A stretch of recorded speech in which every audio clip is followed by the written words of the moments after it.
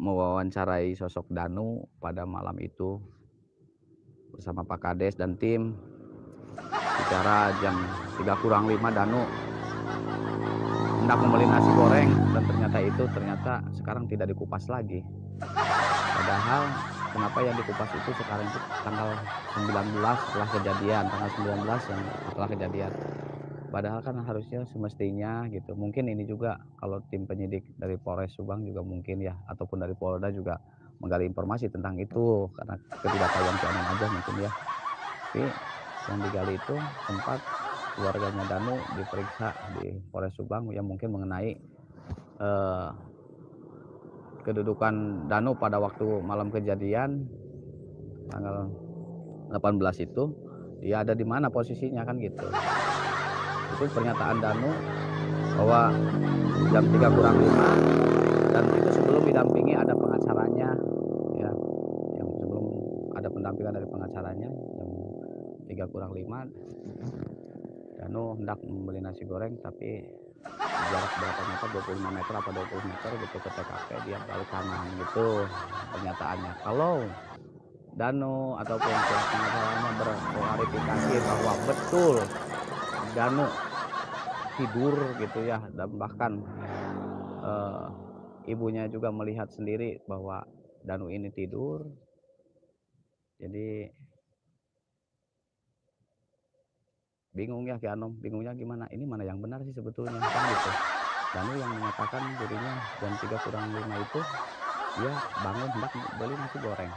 Tapi setelah diklarifikasi lagi ke Polres Subang oleh penyidik Polres Subang bersama keluarganya, betul Danunya tidur gitu ya. Jadi yang benar siapa? Terus secara logis orang tidur misalkan ya, orang tua kita ada ataupun seseorang gitu ya, apakah standby terus melihat, kan malam kejadian itu nggak tahu mau ada kejadian pembunuhan atau tidaknya ya sahabat. Terus ini orang tuanya memang melihat terus, si Danu mah tertidur, si Danu mah lihat ya. Kalau nggak tahajud ataupun mau niat sholat hajat itu pun mungkin sepintas, itu ya lagi tidur memang kan gitu. Tapi kalau misalkan untuk standby seolah-olah kita nanti pagi itu ada kejadian gitu ya, bener tuh ya si Danu kersare kan gitu, lagi tidur nih si Danu gitu kan. Itu mesti diperdalam lagi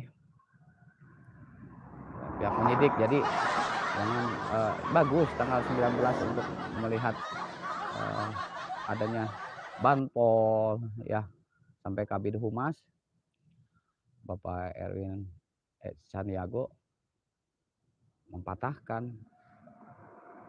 tidak ada keterlibatan Banpol gitu ya. Dan betul kalau misalkan tidak ada keterlibatan Banpol, dan gini, fotonya sosoknya Banpol itu di foto aja kret gitu. Ini analisa untuk sahabat-sahabat aja ya. Kalau ada video visualnya si Banpol itu lagi nguras bak mandi nyuruh gitu ya, itu mungkin lebih hebat dan lebih akurat lagi nih untuk Danu. Tapi kalau misalkan untuk Banpol lagi berdiri aja, bisa aja orang juga berdiri difotoin sama kita dari kejadian itu ya. Jadi kita nggak tahu lah, hanya Allah yang tahu ya. Dan Allah mungkin kalau bahasanya gini, yang dicerna Ki Anom, kalau mulut mah bisa berbohong, mimik wajah bisa nutupi, tapi hatinya manusia sama Allah itu maha tahu, maha melihat ya. Kita berbuat apa, kita berbuat seperti apa, apakah kita lagi maksiat apa seperti apa, itu Allah itu maha paham, maha tahu sahabat. Dan sekali lagi, jadi setelahnya mengungkap keterangan Danu sebelum ada pengacara, Ki Anom dari jam 12 sampai jam 6, setengah 7 sama Pak Kades juga sama tim gitu ya, mendengar keterangan Danu. Sekarang yang dibicarakan Danu ada Banpol yang menyuruh juga, ya itu patut dipertanyakan juga ya seperti apa. Di sini kapasitas Ki Anom tidak ada kapasitas apapun, hanya ingin memberikan informasi yang berimbang dan memihak ke Pak Yosef, Pak Mulyana, Kang Yoris, Kang Danu ya, berpihak sama yang benar